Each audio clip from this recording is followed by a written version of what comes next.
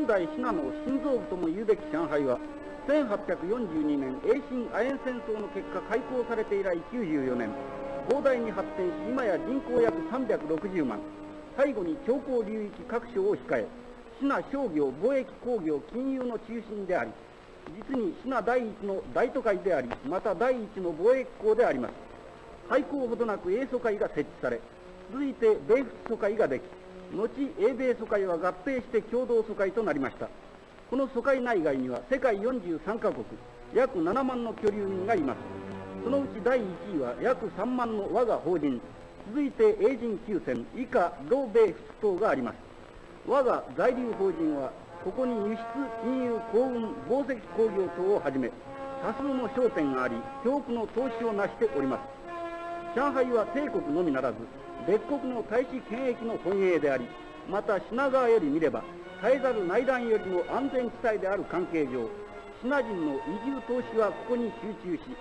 ついにシナ新興資本閥たる石膏財閥を作るに至りました。南京政府は実にこの石膏財閥をその支柱の一つとして成立しているのであります。かかるシナ心臓部たる上海の実権を掌握しようとして、南京政府は大上海計画をはじめとして始終画策してきました。かかる画策はただに上海のみにとどまらず、南京政府はその成立以来、国内統一の具としてはたまたシナに投資している列国中、我が国の経済進出を恐れ拒まんとする国の手に踊らされ、近年に至っては赤色帝国ソ連の絶えざる野心と扇動によって実に排日抗日をもってその国策の一つとなし、しばしば条約協定による我が権益を蹂躙せんとし、あらゆる抗日団体を動員し、無知なる民衆をそそのかして法人の事業生活を脅かしてきました。かくて今や上海及び南京より送り出す悪血は、全市にわたって武力抗日の険悪なる空気となって充満しました。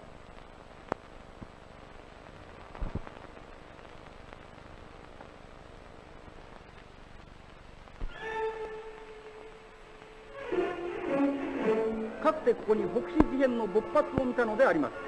すなわち自己を貸し受ける南京政府は、北市において次々と不祥事件を勃発せしめ、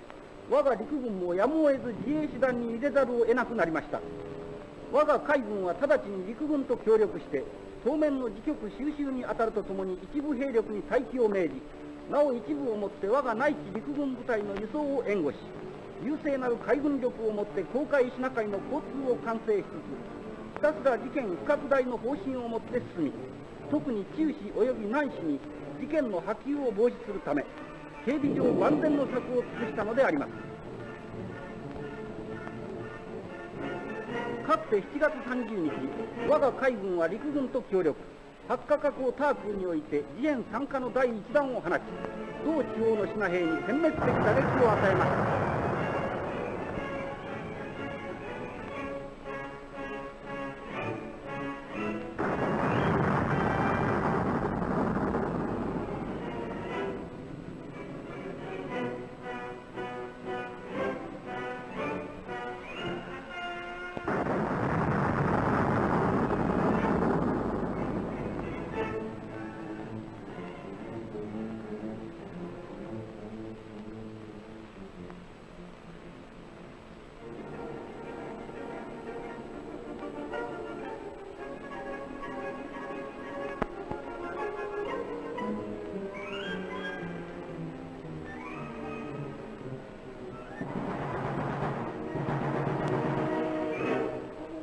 俄然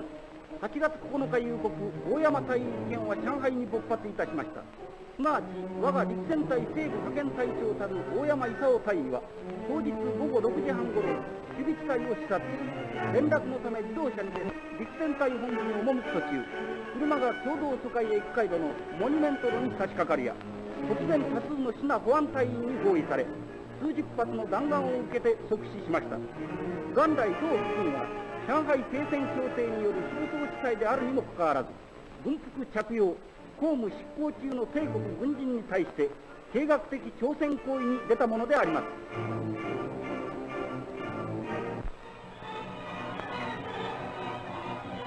このの後ひとたび伝わるや全上海は物情騒然。疎開外の邦人をはじめ危険区域のシナ人外人は続々避難を開始しました。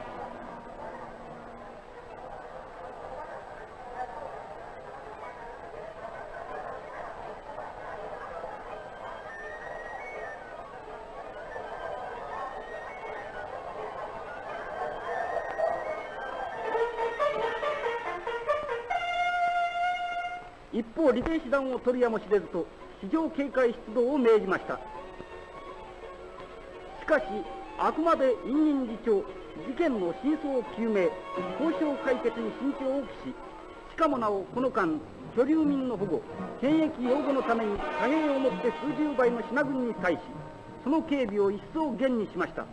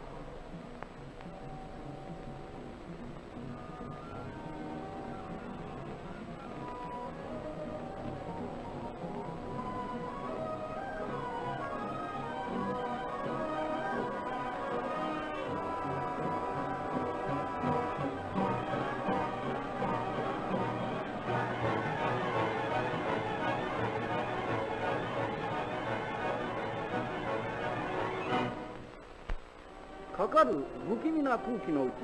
8月12日午後、故大山大尉斉藤三等兵長の葬儀が我が陸戦隊本部で厳かに執行されました。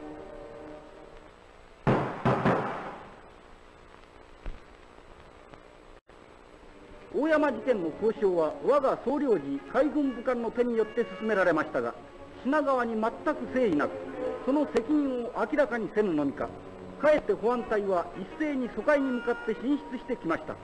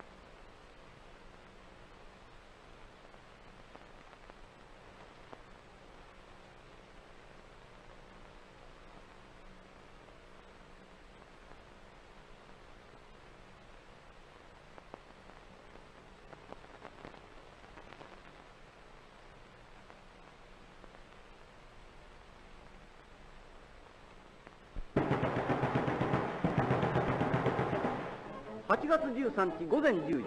ワンパン道宝山路交差点付近で、支那正規衛は我が軍に対し機関銃を発射。ここに我もついに自衛応戦のやむなきに至りました。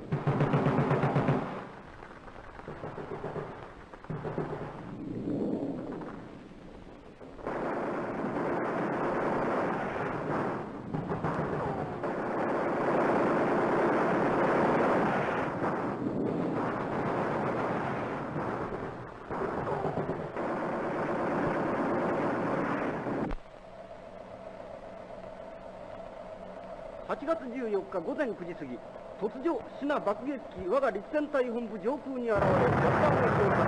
敵空襲が開始され、引き続き敵のマルチン爆撃機重数、陸戦隊本部、領事団、軍艦及び我が各陣地に対して、編隊爆撃を敢行。我艦隊これに航空砲及び艦載機をもって応戦これを撃退。我が軍には何ら損害はありませんでした。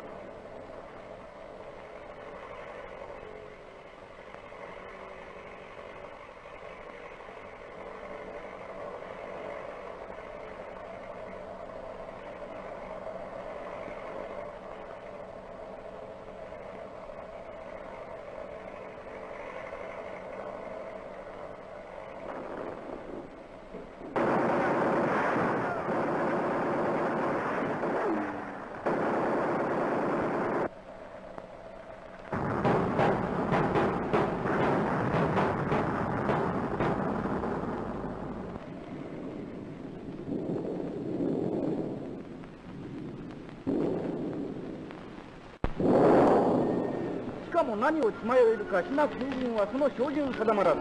意外の戦闘区域を続々空爆、ために上海全市はたちまち大混乱に陥りました。すなわち英人的スタンダード石油タンクペーピングをはじめ、上海歓楽街の中心大世界では数千の避難民の真っ只中に投下。またシーキンドの火星ホテル、パレスホテルにも、折からの外人、シナ人、避難民殺到の参列言語に絶しました。この空爆による死者940名、負傷者約1400名と報じられています。国際都市の惨禍を思い、隠忍自重せる海軍も事態ここに及び完全決意。政府においてもまた在来の不拡大方針を一滴、断固幼鳥の重大声明を内外に発表しました。